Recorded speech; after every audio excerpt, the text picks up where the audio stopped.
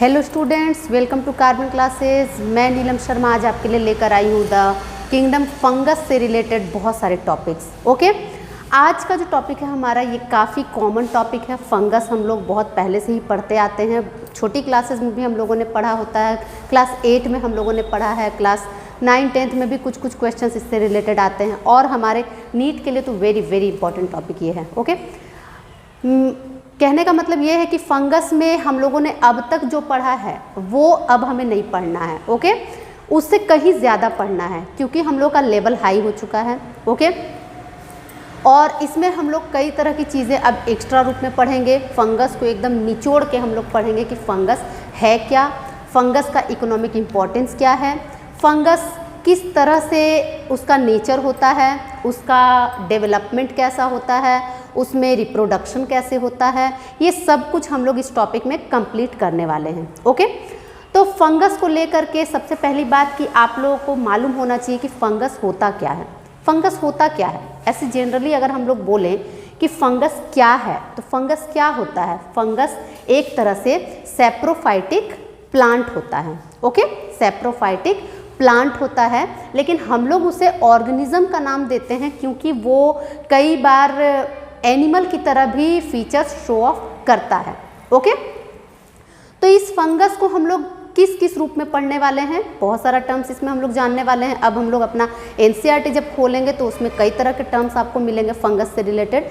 तो चलिए इस पेचीदा चीज़ को थोड़ा इजी करें, फंगस को लेकर के क्या क्या टर्म्स हम लोग जानेंगे आज वो हम लोग देखते हैं। ठीक है, फंगस के लिए हमारे एनसीईआरटी में जो सबसे फर्स्ट लाइन गिवन है वो दिया गया है, the fungi constitute a unique kingdom of heterotrophic organism. सबसे पहली बात तो ये एक यूनिक किंगडम है। ओके, यूनिक है और साथ ही साथ ये हेट्रोट्रॉपिक है। ओके, दिखाता तो ये सारा का सारा नेचर प्लांट्स वाला है लेकिन ये है हेट्रोट्रॉपिक। ओके, सबसे बड़ी बात कि अगर हम लोग बोले कि कोई ऑर्गेनिज्म प्लांट है तो जनरली प्लांट्स किस तरह के होते हैं वो तो हम लोग जानते हैं कि फोटोसिंथेटिक होते हैं। ज़्यादातर केसेस में प्लांट्स फोटोसिंथेटिक होते हैं। ओके, मतलब ऑटोट्रॉपिक इन नेचर होते हैं। ऑटोट्रॉपिक मीन्स कि अपना खाना वो खुद बनाते हैं, खुद अपना डेवलपमेंट करते हैं। ओके, लेकिन in the case of fungus, fungus तो लाइक प्लांट ही है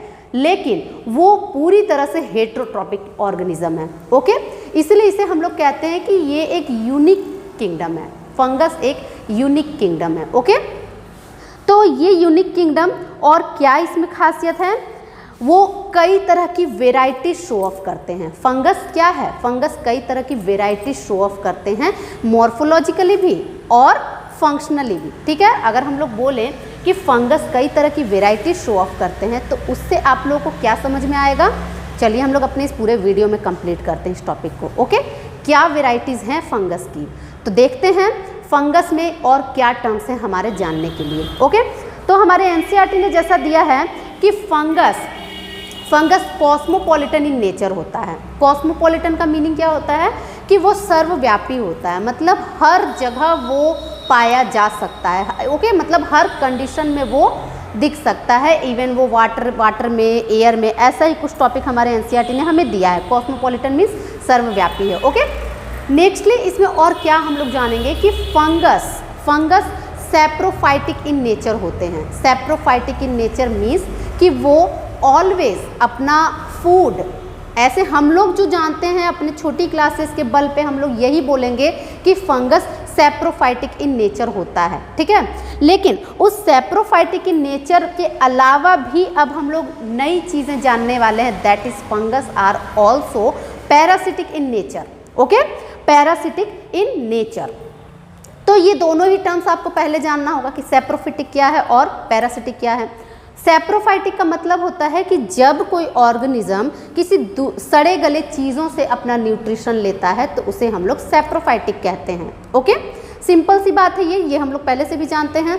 और यही पैरासिटिक का मतलब होता है कि जब कोई ऑर्गेनिज्म किसी दूसरे ऑर्गेनिज्म पर जाकर और उसका न्यूट्रिशन एब्जॉर्ब करता है तब उसे हम लोग कहते हैं पैरासिटिक ऑर्गेनिज्म। ओके, तो यहाँ पे फंगस के केस में हम लोगों ने जाना कि फंगस सैप्रोफाइटिक तो है ही but in the same case ये पैरासिटिक भी होता है। ओके, तो पैरासिटिक, अगर आप लोगों से पूछा जाए पैरासिटिक फंगस का नाम बताइए तो क्या आंसर आ सकता है? पैरासिटिक। सैप्रोफाइटिक का आंसर तो आप लोग बहुत सारा जानते भी होंगे, आप लोग छोटी क्लासेस में पढ़े भी होंगे। फंगस के लिए हम लोग कई सारा कॉमन नेम्स यूज़ करते हैं। आप लोग को आइडिया आ रहा होगा दिमाग में कि क्या है फंगस। मशरूम फंगस है, ओके, पेनिसिलियम फंगस है, ओके। नेक्स्टली हम लोग और क्या कहते हैं? East is a fungus, okay. और भी कई सारे फंगस हम लोग इस चैप्टर में बहुत सारे फंगस पढ़ने वाले हैं, ओके। लेकिन ये 3 कॉमन थे जो हम लोगों ने पहले की क्लास में भी पढ़ा था। क्लियर है? पहले की क्लास में भी हमने पढ़ा था कि ये सारे फंगस होते हैं और इनका इकोनॉमिक इम्पोर्टेंस कुछ कुछ है। हम लोग इनके बारे में बहुत कुछ पढ़ चुके हैं, तो वो सब हम लोग अब कवर करने वाले हैं फंगस में। लेकिन अगर पैरासिटिक की बात की जाए तो पैरासिटिक में हम लोग कौन से फंगस को डाल सकते हैं? पैरासिटिक फंगस का मतलब कि वो फंगस जो दूसरे ऑर्गेनिज्म से अपना न्यूट्रिशन लेता है, ना कि वो डेड एंड डीकेइंग मटेरियल से अपना ले रहा है, ओके। मतलब सड़ी गली डेड मटेरियल से वो नहीं अपना न्यूट्रिशन ले रहा है, वो किसी दूसरे ऑर्गेनिज्म से ले रहा है अपना न्यूट्रिशन, ओके। तो ऐसा फंगस कौन होगा? ऐसा फंगस कौन है? इसका कोई एग्जाम्पल है जो पैरासिटिक फंगस है? तो पैरासिटिक फंगस के लिए हम लोग एग्जाम्पल दे सकते हैं कि जैसा कि हम लोगों में फंगल इन्फेक्शंस होते हैं, आप लोग जानते हैं कि ह्यूमंस में फंगल इन्फेक्शंस होते हैं फंगल इन्फेक्शंस जो कि स्किन डिजीज़ के रूप में हम लोग जानते हैं, जैसे कि रिंग्स बनना, ओके, दिनाय, दाद, ये सब जो होता है प्रॉब्लम्स, स्किन प्रॉब्लम्स जो होता है वो जनरली फंगल डिजीज़ होता है हमारे बॉडी में। तो अगर हम लोग नाम लें एक फंगस का जो कि नाम है द रिंग वर्म।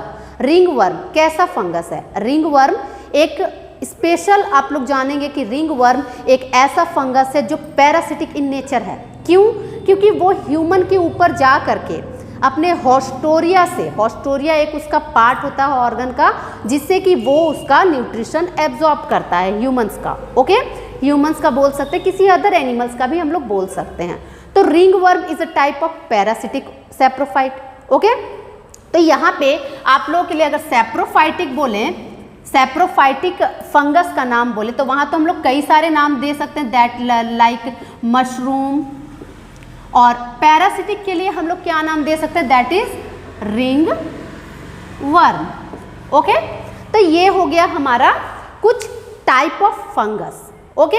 अब फंगस में हम लोगों ने और क्या जाना? फंगस में हम लोगों ने और जाना, हमारे एनसीईआरटी में कई सारे एग्जाम्पल्स, कई सारे हमारे ये टर्म्स दिए हुए हैं इकोनॉमिक इंपॉर्टेंस को लेकर के, वो सब हम लोग तो क्लियर करेंगे ही, उसे अभी हम लोग यहाँ पे लीव करते हैं। अभी हम लोग कुछ और स्पेशल टॉपिक्स इसका करते हैं कि क्या है फंगस, ओके।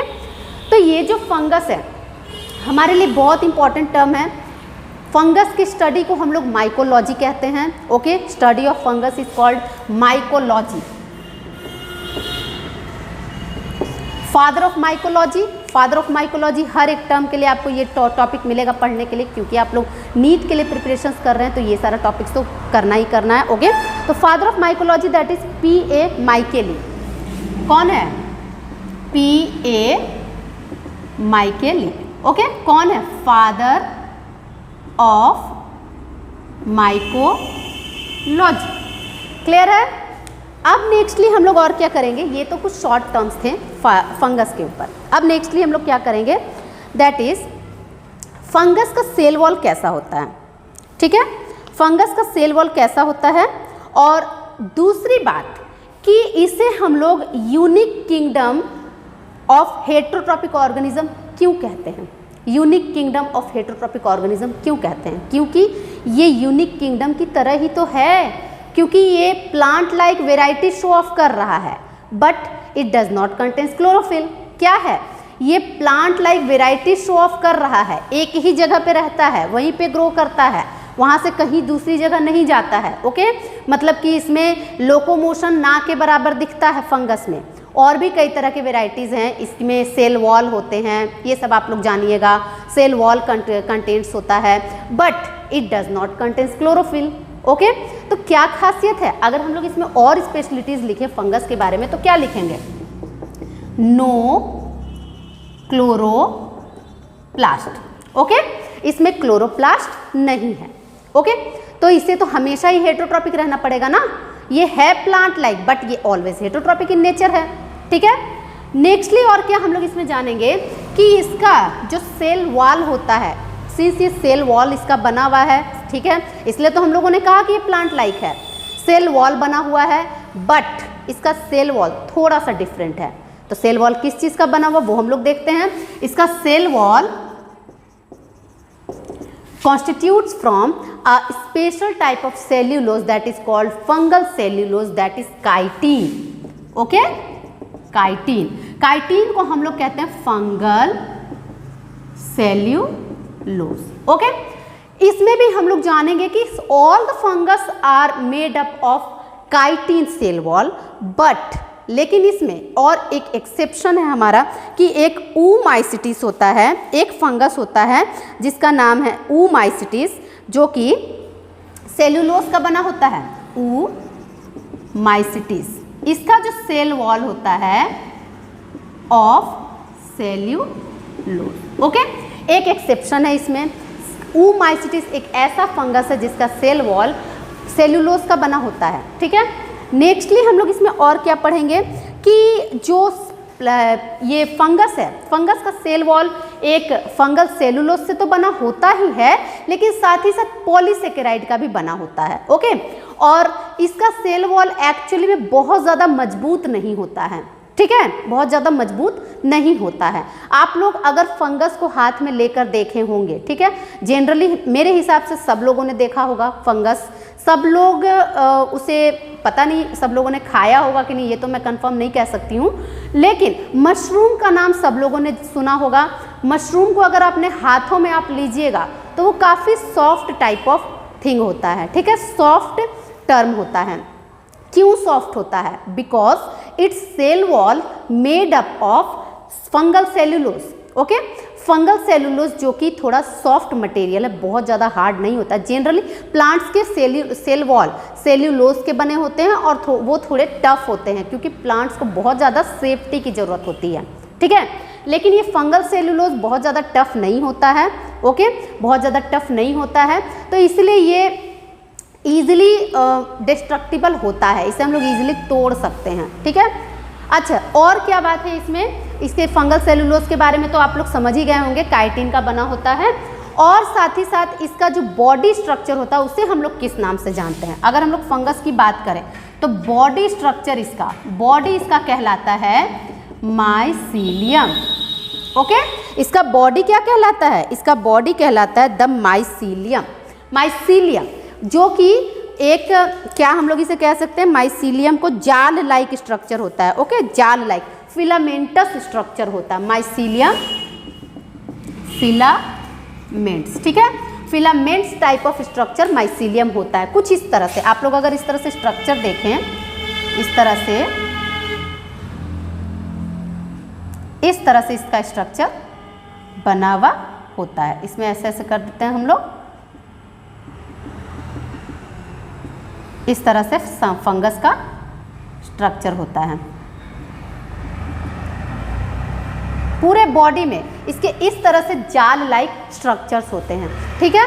और ये जो जाल लाइक स्ट्रक्चर्स होते हैं, इस पूरे जाल को हम लोग एक साथ कलेक्टिव रूप से माइसीलियम कहते हैं, बट इसके कुछ पार्ट्स को हम लोग हाइफा कहते हैं। ओके, इसके कुछ पार्ट्स को हम लोग हाइफा कहते हैं, ठीक है। किसे? कुछ पार्ट्स को, मतलब अगर ये टूटे डिटैच हो अपने माइसीलियम से तो उन पार्ट्स को हम लोग हाइफा कहते हैं। ओके, तो ये तो कुछ बेसिक टर्म्स हैं हमारे फंगस के बारे में। हर फंगस कंपोज्ड ऑफ माइसीलियम, हर फंगस में माइसीलियम होता है। ओके, नेक्स्टली इसमें और इम्पॉर्टेंट चीज़ क्या है फंगस में, वो भी हम लोग देख लें, क्योंकि हम लोग आज बेसिक कर रहे हैं, फंगस का स्टार्टिंग टर्म है हमारा, तो उसे भी हम लोग कंप्लीट कर लें। तो फंगस में स्टोर्ड फूड होता है, ठीक है, फंगस भी तो आखिर प्लांट लाइक है, ठीक है, तो इसमें भी कुछ स्टोर्ड फूड रहता है, that is called stored food. क्या होता है इसका stored food? Most important question for NEET. NEET में ये क्वेश्चन कई बार पूछा जाता है कि फंगस का स्टोर्ड फूड क्या होता है। फंगस का स्टोर्ड फूड होता है that is glycogen and oil, ठीक है, जस्ट लाइक एनिमल। क्योंकि हम लोगों में भी, ह्यूमन बींग्स में भी आप लोगों ने कभी पढ़ा होगा कि ह्यूमंस में भी जो फूड एक्स्ट्रा हो जाता है, मतलब आफ्टर डाइजेशन, आफ्टर यूजेस, अगर फूड हमारे अंदर एक्स्ट्रा बना आ गया है तो उसे हम लोग स्टोर करके लीवर में अपने रखते हैं in the form of glycogen, ठीक है। तो इसमें फंगस में भी वही हाल होता है, glycogen and oil is the stored food, ठीक है। अब लास्टली हम लोग इसका और क्या बेसिक करेंगे, वो भी मोस्ट इंपॉर्टेंट टॉपिक है, उसे भी हम लोग देख लेते हैं। तो लास्टली इसका जो बेसिक टर्म है वो है कि फंगस एक इतना इम्पॉर्टेंट ऑर्गेनिज्म है, इतना इम्पॉर्टेंट ऑर्गेनिज्म है कि आपको क्या बताऊं। ये हम लोगों के लिए इकोनॉमिकली तो इम्पॉर्टेंट है ही, इकोनॉमिकली इम्पॉर्टेंट है ही, कुछ हद तक ये हमारे लिए हार्मफुल भी है। आपको पहले ही मैंने बता दिया, अगर इकोनॉमिकली इम्पॉर्टेंट है तो ये हेल्पफुल भी होगा, हार्मफुल भी होगा, ओके है, ये सब तो है ही, ये सब हम लोग डिस्कस करेंगे। बट ये फंगस कुछ ऑर्गेनिजम्स, कुछ मतलब लिविंग ऑर्गेनिजम्स के साथ रिलेशनशिप बनाता है, ओके, और वो रिलेशनशिप काफ़ी ज़्यादा फायदेमंद होता है। क्या रिलेशनशिप होता है, आप लोगों ने वर्ड सुना होगा, that is symbiotic relationship, okay. तो फंगस एक ऐसा ऑर्गेनिज्म है जो सिम्बायोटिक रिलेशनशिप बनाता है, ठीक है। किसके साथ बनाता है, देखिए आप लोगों ने वर्ड सुना होगा the lichen, okay, lichen, and the other one is mycorrhiza, ठीक है, माइकोराइजा। दो वर्ड्स हैं हमारे पास, दोनों ही वर्ड्स आप लोग के लिए डाउटफुल होंगे, तो मैं इसे क्लियर करने की पूरी कोशिश करूंगी। Lichen is a symbiotic relationship between fungus and algae, okay. Symbiotic relationship है लीचेन किसके बीच, फंगस एंड एल्गी के बीच, ओके। क्या होता है कि दोनों आपस में एक दूसरे को हेल्प पहुंचाते हैं। फंगस एल्गी को न्यूट्राइंट सप्लाई करता है और एल्गी बदले में फंगस को फोटोसिंथेटिक मटेरियल जो बनाता है ग्लूकोज, वो सप्लाई करता है, ओके। तो इस तरह से हमारा जो फंगस है और एल्गी है, इन दोनों के बीच रिलेशनशिप बनता है, ठीक है। क्या है lichen, relation between fungus and algae, okay, relation between fungus and algae. हम लोग इसे एक डायग्राम के थ्रू कर सकते हैं, दैट इज देखिए आप लोग, इस तरह से हमारा फंगस है, ओके, फंगस है, इसके ऊपर हमारा एल्गी है, ओके। एल्गी तो आप जानते हैं कि एल्गी स्मॉल ग्रीन ऑर्गेनिजम्स होते हैं। तो क्या है कि उन्हें अच्छे से उनका न्यूट्रिशनल प्रोडक्ट बनाने के लिए वो उनके अंदर इतना कैपेबिलिटी नहीं होता कि वो अपना न्यूट्राइंट्स ईजिली ले सके ज़मीन से, तो इसलिए उन्हें ज़रूरत पड़ती है फंगल कंपोनेंट की, ओके। तो ये एक फंगल कंपोनेंट है जिसे हम लोग कहते हैं माइकोबायोन्ट, ठीक है, माइकोबायोन्ट। और जो एल्गल कंपोनेंट है उसे हम लोग कहते हैं फाइकोबायोन्ट, फाइकोबायोन्ट, ठीक है, या फोटोबायोन्ट भी कह सकते हैं। होता क्या है कि ये दोनों आपस में रह करके, एल्गी एंड फंगी आपस में रह करके सिम्बायोटिक रिलेशनशिप लीचेन क्रिएट करते हैं, ओके। तो इससे क्या होता है कि दोनों को फायदा पहुंचता है। और यही नेक्स्टली हम लोग जो करेंगे दैट इज माइकोराइजा, ठीक है, नेक्स्टली जो हम लोग करेंगे दैट इज माइकोराइजा। माइकोराइजा क्या है, mycorrhiza is the relationship between fungus and higher plants that is gymnosperms, ठीक है, किसके बीच है, fungus and higher plants, root, ठीक है, रूट्स ऑफ हायर प्लांट्स के बीच रिलेशनशिप होता है, ठीक है। तो इससे होता क्या है कि हमारा जो फंगस है वो काफ़ी ज़्यादा हेल्प पहुंचाता है माइकोराइजा, ठीक है, क्लियर हो गया। तो ये जो फंगस है ये हायर प्लांट्स के रूट्स के साथ रह करके उसे हेल्प पहुंचाता है। क्या हेल्प पहुंचाता है, वो रूट्स को न्यूट्राइंट सप्लाई करता है। देखिए ये एक हायर प्लांट है, ओके, मान लेते हैं this is a pine tree, okay, ये एक्चुअली में पाइन ट्री के ही साथ ये रिलेशनशिप बनाता है, जिम्नोस्पर्म के साथ बनाता है, ओके। तो ये एक पाइन ट्री है, पाइनस। इसमें होता क्या है कि रूट्स में फंगस इसके इस तरह से मौजूद होता है, ठीक है, इस तरह से फंगस मौजूद है जो हेल्प करेगा आसानी से न्यूट्राइंट्स को प्लांट्स को सप्लाई करने में हेल्प करेगा। ओके, तो इस तरह से ये जो फंगस है ये आसानी से पाइनस को न्यूट्राइंट सप्लाई करता है, जिससे कि दोनों का रिलेशनशिप अच्छा बना रहता है। बदले में इस फंगस को क्या मिलता है, इसका फिनिश्ड प्रोडक्ट मिलता है, पाइनस का फिनिश्ड प्रोडक्ट इस फंगस को मिलता है। ठीक है, तो इस तरह हम लोगों ने जाना कि फंगस कई तरह से इंपॉर्टेंट टर्म है हमारे लिए। फंगस के लिए हमारे कई तरह के क्वेश्चंस बनते हैं फॉर नीट एग्जाम्स। क्या क्या क्वेश्चन है हमारा, सो देख लीजिए आप लोग। सबसे most important question for NEET, stored food of fungus क्या होता है। ठीक है, स्टोर्ड फूड ऑफ फंगस क्या होता है, that is glycogen and oil. Okay, इसके बाद हम लोग और क्या जानेंगे कि फंगस की बॉडी को क्या कहा जाता है, माइसीलियम। ओके, नेक्स्टली हमारा और क्या क्वेश्चन रहता है, फंगस का सेल वॉल किस चीज का बना होता है, that is chitin. Okay, fungal cellulose. Nextly हम लोगों ने जाना कि फंगस की स्टडी को हम लोगों ने माइकोलॉजी कहा। फंगस कुछ रिलेशनशिप बनाता है कुछ अदर ऑर्गेनिजम्स के साथ, दैट इज विथ एल्गी के साथ lichen, and with higher plant that is gymnosperms के साथ फंगस क्या बनाता है, माइकोराइजा, जिम्नोस्पर्म। ओके, तो ये था हमारा फंगस के ऊपर कुछ बेसिक टॉपिक। ओके, अगर आप लोगों को वीडियो पसंद आएगा तो इसे लाइक ज़रूर कीजिएगा और कमेंट बॉक्स में ज़रूर लिखिएगा। देखिए, मेरा कहने का ये मतलब है कि हर कोई सर्वज्ञाता नहीं होता है, हो सकता है कि मुझसे भी कुछ गलतियाँ होती होंगी। आप लोग बस ये समझ के पढ़िए कि हर चीज़ आपके लिए इम्पॉर्टेंट है। ओके, कुछ आपको भी मेहनत करनी है, कुछ हमें भी मेहनत करनी है। हम लोग कोशिश कर रहे हैं कि आप लोग अच्छे से अच्छा रिजल्ट दे पाएँ। ठीक है, और अच्छे से अच्छा पढ़ाई आप लोग कर पाएँ, हर एक चीज़ को एकदम इजीली समझ पाएँ। ठीक है, हम लोग इसीलिए काफ़ी इजी लैंग्वेज में आपको समझाने की कोशिश कर रहे हैं। तो अगर आपको वीडियो पसंद आए तो लाइक ज़रूर कीजिएगा और अगर कुछ प्रॉब्लम हो तो आप लोग कमेंट बॉक्स में ज़रूर लिखिएगा। Okay, thank you.